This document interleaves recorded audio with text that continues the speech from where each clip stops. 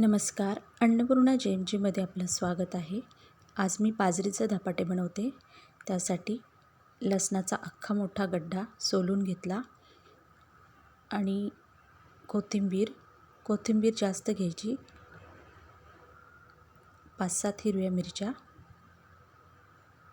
1 चमचा जिरे, 1 चमचा ओवा असं मी मिक्सरमध्ये बारीक वाटून घेते. आता हे छान असं वाटून घेतले बारीक.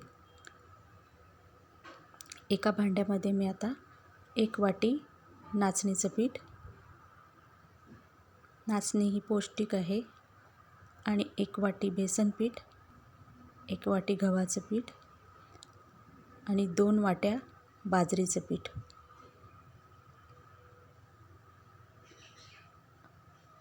असं मी सगळं घेतलेलं आहे. आणि आता त्यामध्ये आपण वाटून घेतलेला हिरवी मिरची, कोथिंबीरचं वाटण त्याच्यामध्ये टाकतोय.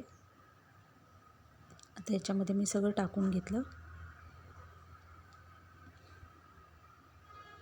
आता हे सगळं पीठ आणि मसाला हिरवा सगळा एकसारखा करून घेते. आता चवीनुसार मीठ घातले त्याच्यात.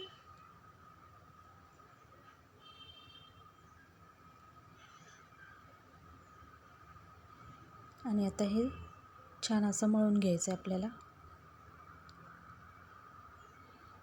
आता मिक्सरच्या भांड्यामध्येच मी पाणी घेतले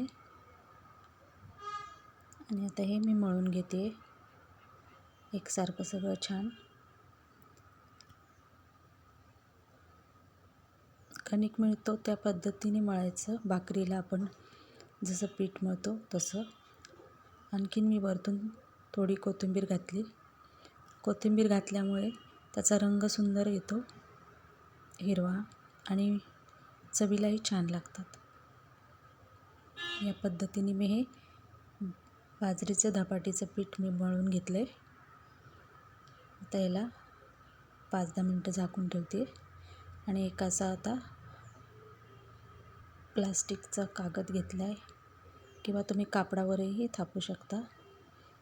त्याला थोडंसं मी तेल लावलं आहे आणि त्याच्यावरती मी थोडा गोळा घेऊन आता हे बाजरीचं धपाटे थापून घेते मी.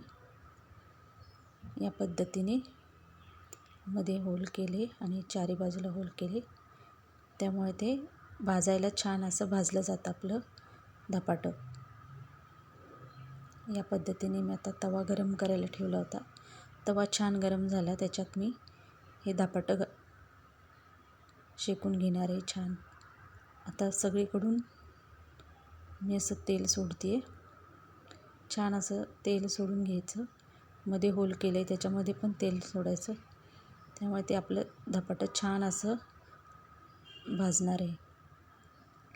आणि थोडं एका सेकंदाने छान असं उलटून घ्यायचं. पहा आता किती छान सुंदर असा रंग आला आहे. या पद्धतीने हे बाजरीचं धपाटं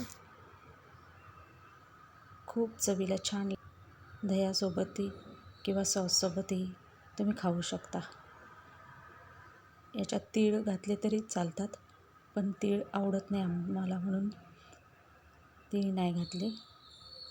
या पद्धतीने बाजरीचे धपाटे तयार झाले.